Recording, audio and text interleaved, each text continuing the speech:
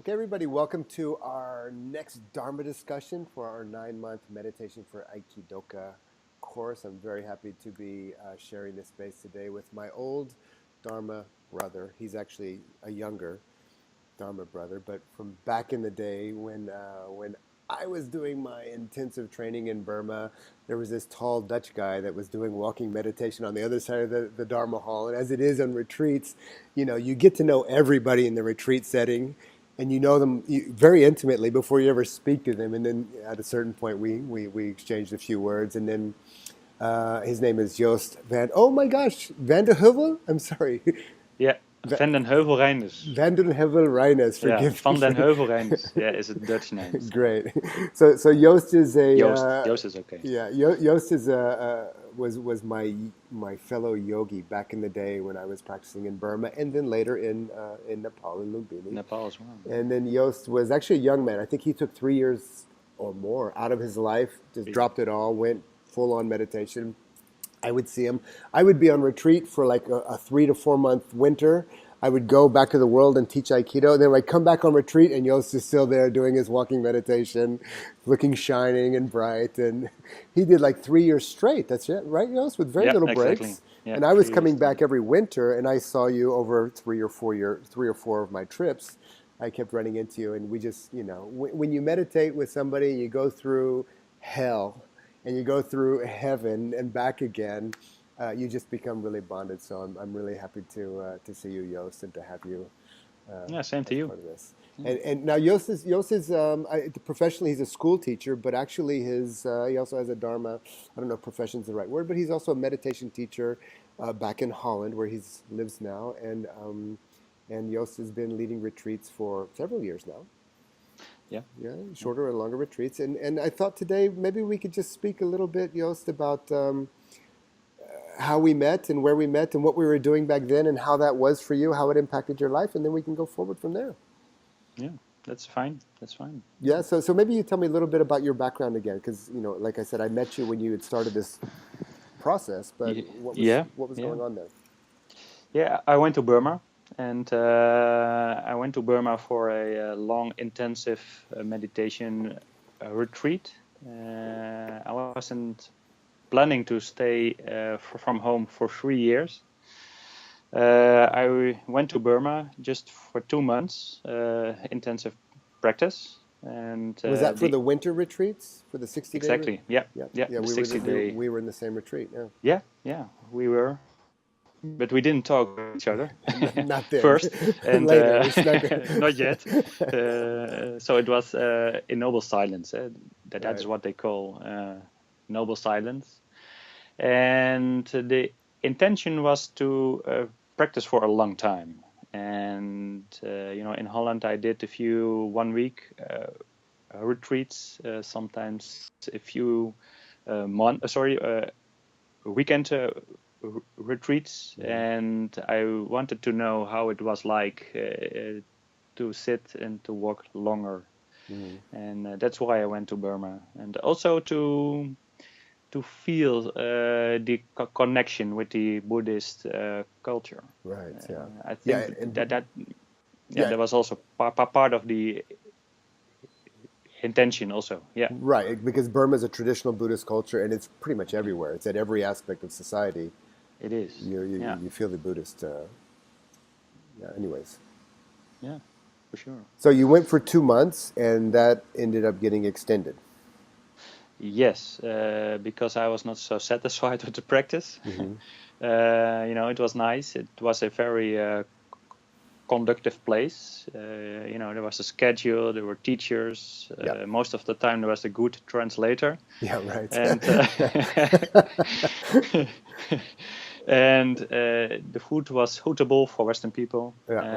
Right. so I could stay healthy. And I wanted to experience more of the Dharma, and Hmm. I wanted to go further on the path, and that's why I stayed longer. And well, finally, I just stayed there, and sometimes I saw you coming around just for a few months, or Right. just Yeah, for just a for a few few months. months. Yeah, right. No, no, no, no. No, I but when you're on remember you. retreat, like time kind of, a Yes. few months is just a little period that you go through, and it's very much like that, huh? Yeah, exactly, Yeah. exactly. And And I remember even one time when I was there in the winter, Yost, your parents came, right? They came to visit you, and yeah, they yeah, came to check on their boy and do a little bit of a tour through Burma, if I'm not yeah, mistaken. yeah. And they stayed for a few days in the monastery, Right, but they didn't practice. right. And I remember a short conversation because I wanted to introduce them with the teacher there over there. Yeah. Which And teacher was that? Sayadaw Pandita. no, it was not the side of Upandita. It was another one. Mm. And I don't remember his name, Udamika, but maybe, maybe. Yeah. yeah. He's the And one. He spoke a little bit of English, so sorry. he spoke English, so that's why it was Yes, maybe that. exactly. Yeah. And he asked my father, "Do you practice meditation?" And my father said, "No, I do not practice, but I read books on Buddhism." Right. And his reply was, "Only by looking at an apple you cannot." Taste the apple. Yes, exactly. You cannot get the real taste. And I was like, "Yeah, man, that's good." Yeah, that's good. So your dad practiced. So did he start to practice? Later on, just a little bit, Yeah. because when I went home, that was in 2000, at the end of 2004, Yeah. I started to, to become a meditation teacher. And Mm. after a while, after a few years, I invited him to come over and to practice just for a few days. And so, up to a certain level, he knows what it is, and he got the Yeah, taste of that's it. great. That's really Yeah, that's great. fine. Yeah, that's nice. And when we were in Burma, we were practicing. Excuse me, we were practicing the Mahasi tradition, which is Yeah, it's one of the more famous traditions coming out of Burma. Many Western meditation teachers have some Mahasi in their background, not all. yeah. We practiced with a teacher named Sayadaw U Pandita. He was the main teacher there, and there was some sub teachers. But you Hmm. also went over to another center. You practiced with Sayadaw U Kundala as well. Is that Yeah, correct? And of exactly. course Yeah, with Sayadaw U Vivekananda, who's German a monk. German Mm. monk that you and I both trained with in Lumbini, Nepal. Yeah. So in the traditional context, when we're over there in a Buddhist country and practicing, we're wearing traditional clothes, we're wearing longi, and a light shirt or whatever, and it's very easy to practice in that context. But when you came back to Holland, when you came back to the West, how did you find the challenges of integrating the Buddha, the Dhamma, as taught in a traditional context, Mm. methodologically and culturally, because Yeah, those are important things. How did you yeah. find that in translating it back into Western culture, specifically Dutch culture? Well, to be honest, it was one of the main reasons to go home. There was a certain point that I thought with myself, okay, other I can still I can stay here, and then I will ordain as a monk, and I will stay Right. for the rest of my life, or I will go home to the marketplace. That is the Zen expression. Yeah. And I found it up to up till now, it is a very challenging thing to Totally. practice mindfulness uh, outside of a monastery where there is no group of people, there's no schedule. So it is a very interesting place to practice and to learn a lot of yourself, to learn about the nature of human existence. Mm-hmm. And up till now, the practice hasn't stopped. Yeah. Um, uh, when I went home, I got a romantic relationship, two kids right now, Mm-hmm. and I work as a school teacher. Mm-hmm. So there's a lot of, um, you know, uh, experiencing experiences during the daily life. I talk a lot. I have a lot of duties, Yeah, right. Yeah. and yeah, And they keep us so very, very busy, huh? yeah, I'm quite busy. Yeah, to be honest, I'm quite busy, and I like to I like to live a simple life, Yeah, but I'm not good in that. yeah, So sometimes I have to, look at the intention. How do I the things I like to do? Is it suitable? Is it wholesome? Is it conductive for the practice of mindfulness? right. Yeah, And yeah, sometimes it is also the art of saying no and just live my life in a very simple way. right, right. Yeah. And Um, how do you find yours? Because this one of the bigger challenges for me was always I have a deep respect for the traditional teachings, and for me to be in Asia, I was also in Japan before Burma mm, for some years. And for me to be in an Asian context and in an Asian social hierarchies and teaching yeah. hierarchies and Mm, traditional teachings with strong moral teachings to it and right and wrong and black and white and mm, there's a promise for if you live a good life your karma will be good in your next existence if you practice yeah. hard and if you have good merit, if you gain merit in this lifetime, your next existence you'll be Yeah. rewarded. If not, you'll be Exactly. punished in your next existence, etc., etc. Be that as it may, we live here in the West where it's just a very different culture, and It those is. type of teachings, it's like it's they're very different cultural contexts. So how have you found teaching in Holland or in Dutch culture, in a Western Mm, culture, to Westerners who probably don't have the same respect that you, not the same respect, but you and I had an affinity for Asian teaching, so we went to Asia. exactly. But you don't have to go to Asia to become enlightened. You don't have to go to Asia to meditate. Mm, mm, So that's right. how do you find making that translation into a postmodern Western culture, especially a Dutch culture where it's incredibly pluralistic? It's one of the most It is. pluralistic countries in the world. Mm. But to be honest, I didn't find that too difficult and too Mm-hmm. hard. Mm-hmm. Because I went to Burma to practice mindfulness, Right. and that's what I'm still doing Yeah. right now. Yeah. And uh, yeah, no, and I also think when I went home, I got in contact with experienced Western teachers. They Right. were also teaching already for a few years. Mm-hmm.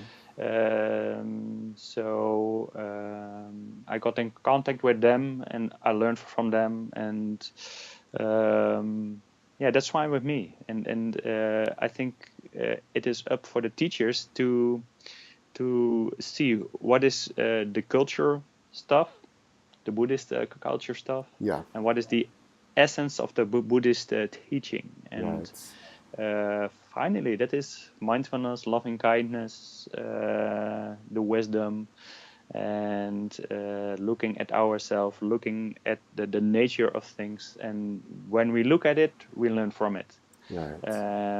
And I think that is the essence. Okay. So, and I remember some of the conversations that we had in Asia because or in Burma and Nepal, because even though we were on retreat together, I remember we had a few days out of the monastery together as Yeah, well, and we just didn't that was stop, fun. and we didn't stop talking after 4 months of silence. We Lots have to go talking. for a Yeah, visa and run, and we just talked for 48 hours straight, and then yeah, so exactly. what I would, because like as you know, especially in the Mahasi method, it's a very developmental approach. There are Mm, 16 stages of developmental insight. They teach through the progress of insight, yeah, and it's great. It has a few shadows. It creates. If we're not careful, it can create achieving mind, and there's a goal that I have to reach, and that's yeah, problematic. And yet, from my opinion, other teachers are different, I'm sure, but I don't see the point of throwing out the baby with the bathwater because there is value in that. And yet, in a Western context, that's a hierarchy. it And is. a lot of Westerners, especially if they come from a very pluralistic society, will say, well, what do you mean? because you're at a higher stage of development, I'm at a lower, and right away it's problematic in the translation. And of course, that's not what we're saying, or maybe some people are saying that, but we know that that's not the Dharma either. No. So how do you work with? How do you translate those traditional teachings? Are you like a traditionalist? Do you teach pure Yeah. Mahasi? Would you say? No, I don't. I don't teach pure Mahasi anymore, and I think you can approach the path on two ways. Yes. That there are two kinds of perspective. Yeah. You can look at the path as a how you call it, a horizontal. Horizontal. That's right. Yeah. Yes, and you can also look at the vertical Right. way. And if you look at the vertical way, you can see it as that there is a mountain, and that there is a top of the mountain. And when you start with the practice, you are not on the top of the mountain; you're below of the mountain. And you look at the top, and there is enlightenment, awakening, nibbana. Yeah. And that's one way, and I don't think that's a very wholesome way of looking at the path in our Western society. Well, it certainly can be problematic for the Western achieving mind. Yeah, and there are a lot of people coming to my retreats.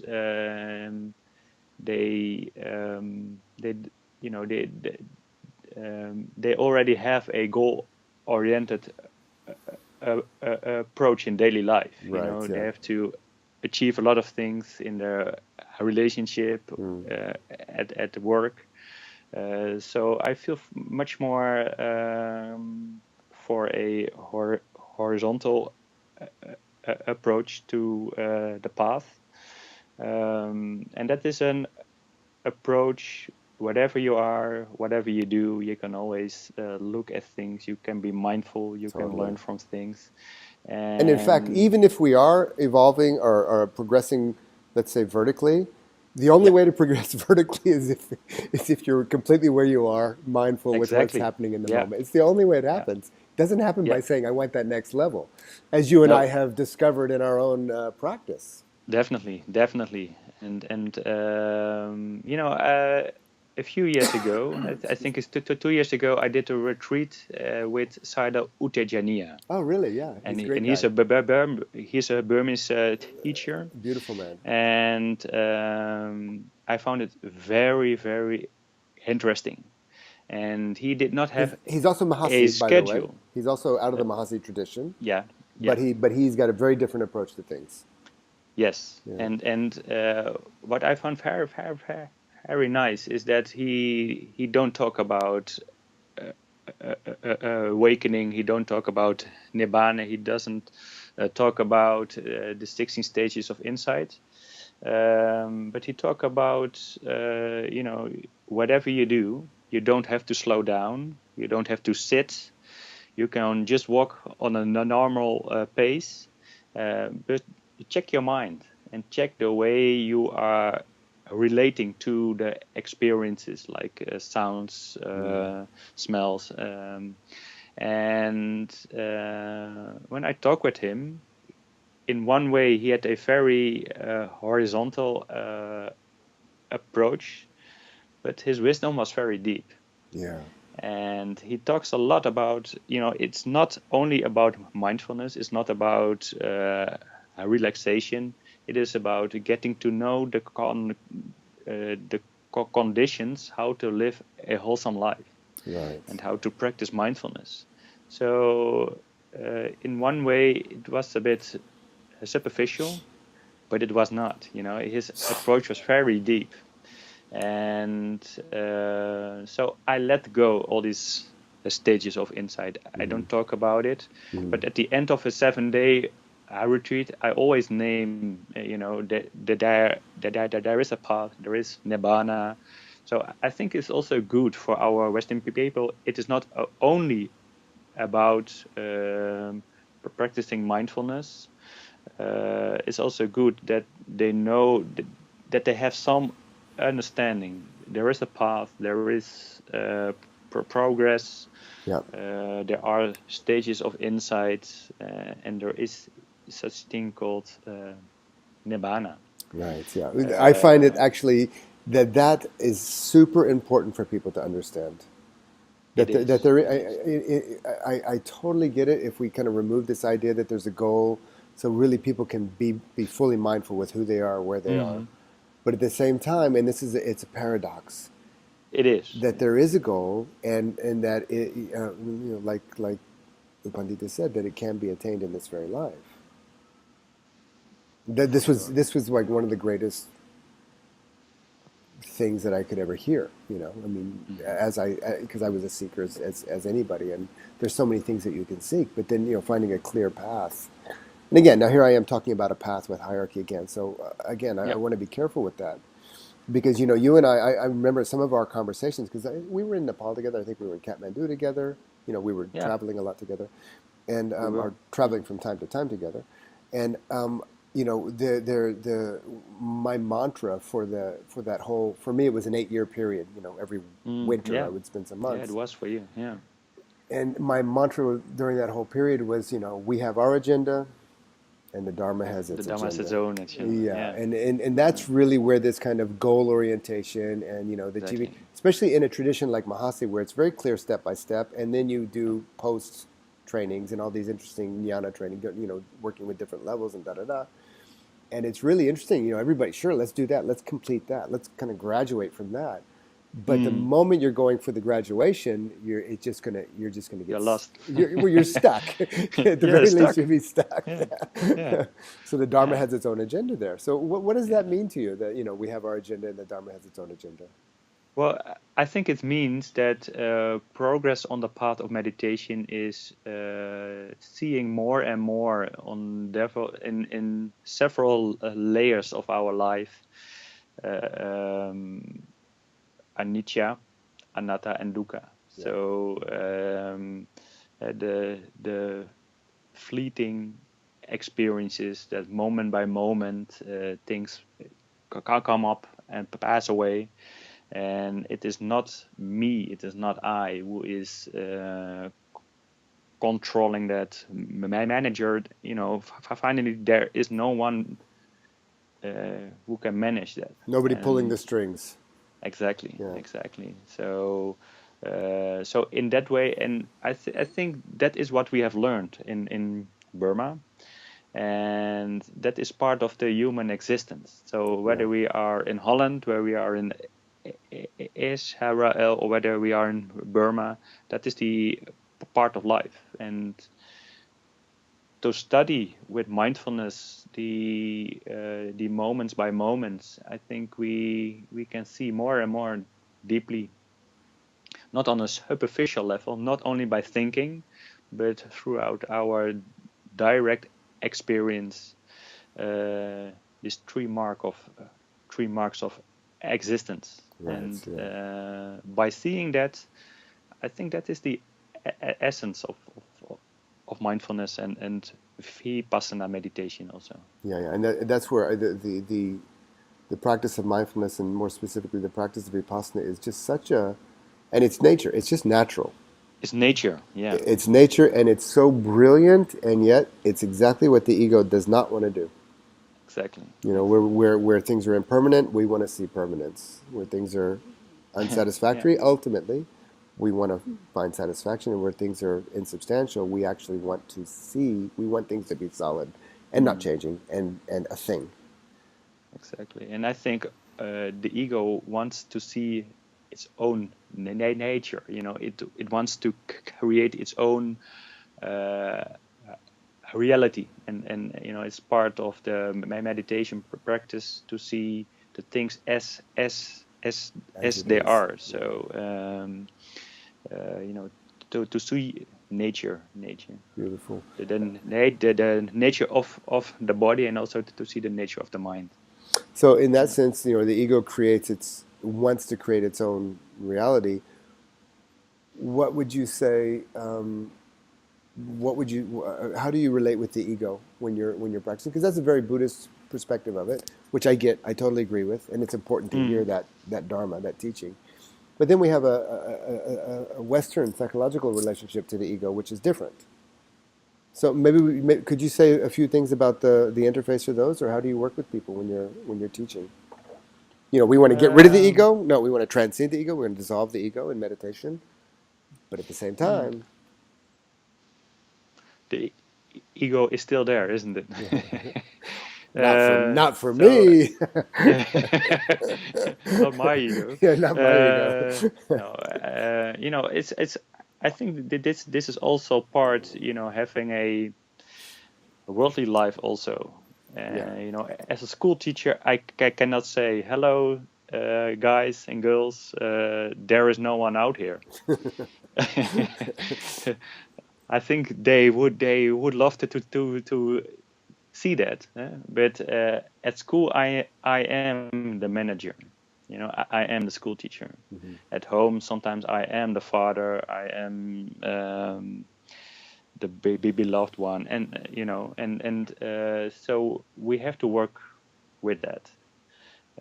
But I think if we see our ego as a functioning, if I think sometimes here in the West we have to have an ego, but I think it's good to see it, not to identify too much with it, and also to see it's part of our role. So Right. it is my role as a school teacher to teach, uh, to make a good environment which is suitable for learning.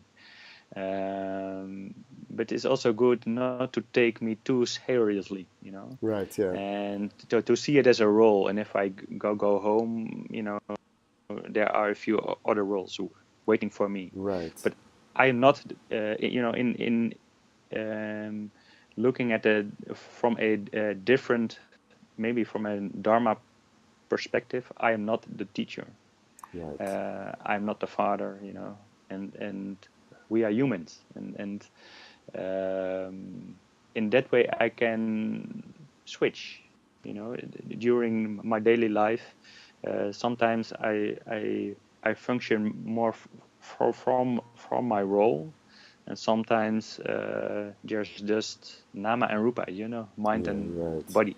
Right. Yeah. And I think if you stay, that this is part of a daily life way of seeing things, and also more from a Dharma perspective. So okay. So that's what I want to talk about, because from certainly from there's an old saying from Western meditation teachers. Before you can become nobody, You have you to have to become become somebody. somebody. Right. So that's like Yeah, that's basically pointing to a healthy ego development yeah, as you healthy go into ego. Yeah. meditation, because meditation will dissolve the boundaries of the self and the ego along with it in that state of meditation. When you're in that state. But then as you come out and you interact with the world, or it takes a blink of an eye before the personality ego's back. So yes, prior to deeper meditative experience, we have to be somebody before we can become nobody. But Mm, then as we become nobody, what's the role as we come back down from the mountain? mm. What's the role of the ego or the personality in our daily lives? Yeah, yeah, that's a good question. Um, so I think I would say I believe in a healthy ego, Right, right. and I think on an alternative, on an alternate, on a ultimate level, we know we are not the self. Yeah, right. We have seen that we are nobody, but if we have seen that we are nobody, we are all. Yeah, beautiful. And Yeah, right. so in that way we can pick up our the daily roles, but not to attach to it Right. too Oh, much. all right. So now, in one sense, then our meditation practice, and this is really one of my big ongoing explorations in life. Our Mm, meditation mm, practice, we In one sense, you could say we transcend the ego, or we dissolve the ego, and we experience that we're all, or we experience that we're nothing, or whatever the case may be. Pure equanimity, Mm. no sense of self. And it's just a beautiful flow of experience. But the cycle, that's a meditative approach. That would be a spiritual, spiritual methodologies lead us to. Psychological methodologies are not interested about dissolving the ego, heaven forbid, not interested in transcending the ego, but rather interested in growing and finding a mature, healthy, balanced ego identity, sense of self. And there's specific methodologies within that. When you're Mm. Mm. teaching the Dharma, I mean, do you make a distinction, or like when you're on retreat, maybe you're in interviews with people, do you also work with them on finding a healthy sense of self, a more mature, evolved ego? To a certain level, I guess I do, Hmm. because what I found is very suitable for the most of us living here in the West, is to practice also loving kindness and to have Yeah. a compassionate way of looking at ourselves. So compassionate Uh, relationship to the self, to the yeah, so-called ego. yeah, Yeah. yeah, and also to our fears, to our ways of striving, to wanting to become somebody. Yeah. Because I think if we start with meditation, especially here in Holland, people tend to look with hard eyes. They there's a lot of judgment and guilt or shame. Towards Uh, themselves, you mean self-judgment, yeah, self-guilt, self-shame. exactly. So Yeah, right. So so when I the effort of the practice, the discipline of the practice goes kind of against the self. Right. exactly, Yeah. and also they, this, I think it's part of when I teach a 7 day retreat. The first few days, I invited people to slow down and not to take it too seriously, Right. Yeah. because otherwise they go like a samurai to the meditation hall, and they have to fight a battle against themselves, because it's not good enough. Do it, they have to do it better. Yeah. So I feel quite a soft approach. It's okay to be like Right. Yeah. this. Don't strive too much.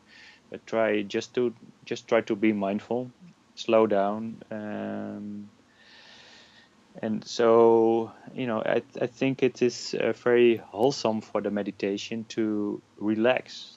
We've never heard that at the No. Mahasi, No. No. Not at all. no, and that's Not the at all. first thing inside of Uttejaniya said, that relax, don't strive, relax. That's beautiful. The first time he saw me doing the walking meditation, I was walking quite fast, slow. Hmm.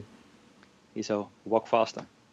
And then the next day I was just walking, and he said, good walk. Because he said, if you slow down, you are striving to become mindful. Uh-huh. You are striving to have a concentrated mind. Hmm. That's one thing. That's Right. loba. Right. Right. For me, it was a eye opener to allow myself to relax and look at the things, look at the mind.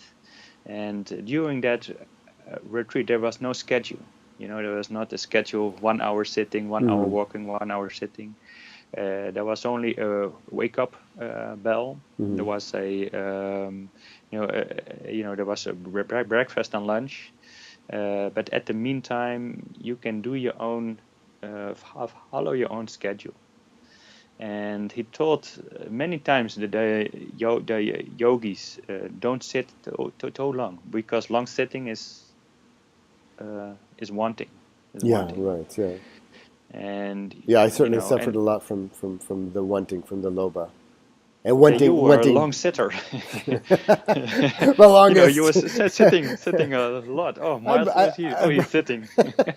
no, I brought a very competitive, even though I probably Yeah. didn't admit it to myself, I brought a very competitive mindset to the practice. And, for me, it was the most important to be one of the first ones, if not the first one in the Dharma hall in the morning. Yeah. Yeah. Suffered like hell from that, and to be one of the last ones to leave in the Yeah. evening, I suffered like hell from that. Mm. And then I would go back to my room and completely be lazy. But there was something about the reflection with people were seeing me, especially if Upandita, Yep. the teacher was seeing me. Yep. I had to be. It was part of my ego thing, was to be seen as this kind of special student, and I had the same, right, same, and same, same, same for me. right, and Same, same. Upandita Exactly. smashed me again and again and again, exactly there. And I suppose it's also part of it's still part of my makeup, part of my ego, my personality. Mm. But it Mm. has, partly internally, I suffered a lot and it got ground down, and Mm. externally especially from Sadhu Pandita, that just, he put his big finger on that again and again and again. Yeah, but I think it would also have been very helpful for you and also for me and a lot of other Western yogis if there was a teacher who had said, don't take yourself too I seriously, completely slow agree. down, Yep. and be nice, be Yeah. kind towards yourself. Yeah. Yeah. Yeah. And you know, sometimes I give this similarity if you go to a museum and you watch a painting. Uh, what is a good way to watch? Do you really want to see it very like this? You want what is there? What is there? What is there? No, Right. it is Yeah. good to step back for a Yeah. few steps Mm-hmm. and relax and let the painting come to you. Beautiful. Yeah. Yeah. Yeah. So and then you receive, then you open up for the painting, right? Yeah. And what we have learned in Burma is you have to strive, you have to look very precisely, and in that way, I think that is watching a painting with like Very this, close. Yeah. very close. And of course, you can see a lot of the painting because you can see the paint and you can see the structure, and you go into the details. But what Saida Utejaniya is teaching, you don't have to go into the details. The details, they come to They you, will come to you. Yeah. and that is very nice. And I think that is very conductive also for our the daily life. If I want to be mindful in daily life, it is not very suitable uh, to strive very hard and to ask for myself. You have to see it very precisely. No, it is relax, open up, and make contact with the mind, with the states of mind, the mind states, to have contact with the body. Mhm. So I think I let go that the little bit, the my tendency to dive with mindfulness into the nature of things. Yeah. I mean, we definitely, striving was a big part of the practice, whether it was an intentional or Yeah. whether we interpret it that way, but we were definitely striving a lot. But if you Mm. think back, certainly in my case, when I think back to any insight or when the states turned or clearly Mm. something shifted in my practice, to those moments when it was like, wow, something happened here. It was always, there was zero striving. It was sometimes Yeah. even a point I go back in my Interesting. room and just sit Yeah. down for, you've got 30 minutes after lunch or something. You just sit down and just watch the breath or something like that. And then suddenly, you know, you Yeah. feel a major shift and there's no striving at all. No. One of my biggest insights was like laying on my bed after lunch, just watching the I belly. remember that. Yeah. Yeah, yeah, Yeah. and Yeah. it's You told me. I know. I remember. so I think Yeah. that So yeah, I think that the learning point from that is that maybe the Buddhists, in Burma, they have faith in the practice. They have yeah, they don't have to work on effort. faith. They don't have to work on faith. It's there. Yeah, Yeah, Buddhist culture. and yeah, and we don't have to work on effort Right. because it's I agree. Yeah. because in our Western society we already have a lot of Well, striving and wanting. we could even be more specific and say, especially if you come out of a Protestant culture, a Protestantly Yeah. informed culture where there's a lot of self-response, Calvinist. Yeah. and even Holland is even more so. Yeah, so it's Yeah, it's pretty hardcore it's actually. pretty Yeah. hard. I mean, self-responsibility is something that Yeah. it's in the mother's milk. You're really giving it, Exactly. and that's Yeah. if you take that into your practice, it just becomes multiplied. Exactly. So Exactly. And when you learn from Vivekananda, you have this Burmese, Mahasi, and German way. right, yeah, So that's exactly. all striving, striving, striving. Right, yeah. So yeah, yeah. Well, beautiful, beautiful. There was so let me ask you this then Joost, where do you think the Dharma is going to go here in the West? What do you That's say? I mean, you're teaching for 10 years now, more than 10 years. yeah, Okay, 10 years, 10 it's years. it's long enough. It's not as long as some, but it's long Yeah, enough to see it, what's happening. And I know that Holland, there's a huge mindfulness revolution, exactly. and not I'm sure meditation as well. Holland, I think, is one of the most advanced countries in the world in terms of, bringing these spiritual technologies into the mainstream Mm. gradually. Mm. Mm. Where do you see the Dharma going? Ooh, that's a difficult one, Miles. Yeah, it's hard to say. Sometimes it is. I think it's good, and maybe it's our duty also as meditation teachers, also to not only mention this horizontal way of practicing, but also sometimes name and address that there is a path and there is progress, there are stages of insight, and it is very good if you practice longer, not just for 1 week Mm-hmm. or 1 month, but So longer. let me ask you why you say that, because we cut out of our tradition. That's everything's vertical. There's nothing horizontal Yeah. at all in Mahasi in Asia. But why do you emphasize? Do you find that more Western teachers are just kind of speaking on teaching beautiful teachings, not a criticism, but that they're more teaching on the horizontal plane without saying, Yeah, hey, there is this vertical development that exactly. happens. Because nowadays there are also meditation teachers. They didn't have a lot of retreat experiences. Yeah, sure. They come out of the mindfulness world, Yeah, right. and they are a coach, trainer. Maybe a therapist, They maybe exactly, a social worker. yeah, Yeah, and very good, yeah, and yeah. very wholesome. But in that tradition, the practice is limited. Yeah. It is um, limited in time, because a regular mindfulness training is 2.5 hours only, Yeah, and people talk a lot, and sure. you do a short exercise, and you talk with the group, Yeah, and you have different homework. process, completely different process. Exactly. Like you said, So wholesome, very good, yeah, but different. yeah. And when the Dharma came to the West, there was no such thing as a mindfulness training. So Yeah, all the right, people who were interested in mindfulness, they go into a retreat, right. and they were just sitting, just sitting and walking. And nowadays the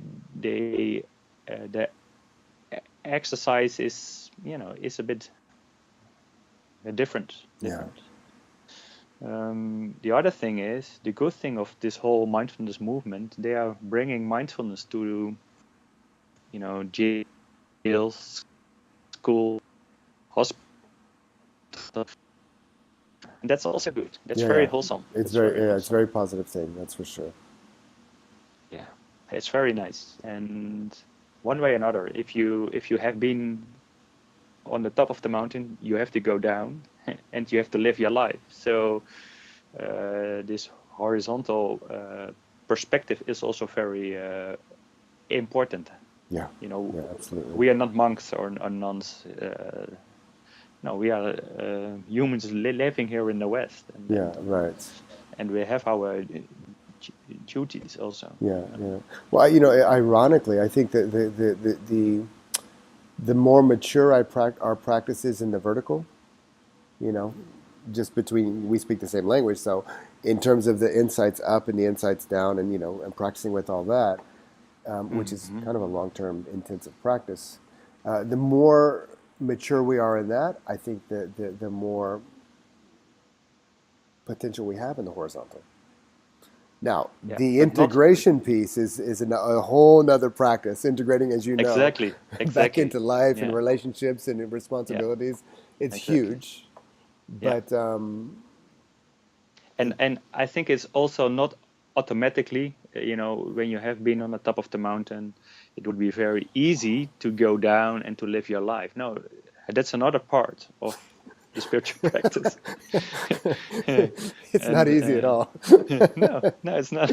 I mean, I always say it, but all the problems I left when I went on retreat, they were waiting for me as soon as I came back. No matter how blissed out I was, Yeah, I still had to face yeah, those same exactly, problems. exactly.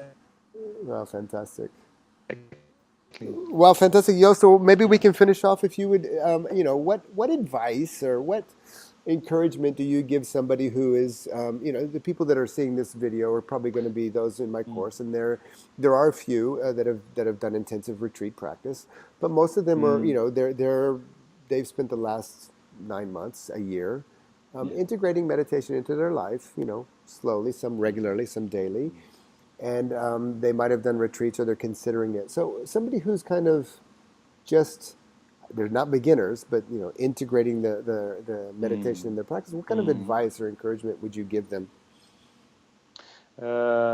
I think it's very wholesome for everybody to um, explore what is conductive for mindfulness in your daily life.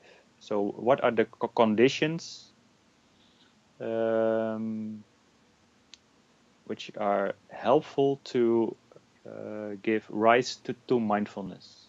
Mm, So, and I think it is very interesting to explore that for yourself. yeah. Sometimes do less. Um, Sometimes it's say no, and sometimes, of course, it's say yes to the meditation itself. Mm-hmm. But I think there are a lot of things to find out and to see what are the conditions to give rise to mindfulness. Mm. And also be kind and don't strive too hard. To self and others. To sell and others, yeah, Yeah, that's exactly. right.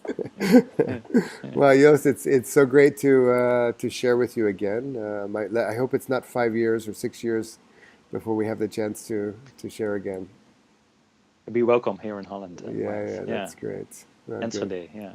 Yeah, yeah. Well, Mm, thank you very okay. much. Welcome. Thank you too. And I wish all the people who are watching this movie good luck with the practice, and I hope to see somebody. Yeah, great. Yeah, Yeah. thank you very much. Okay.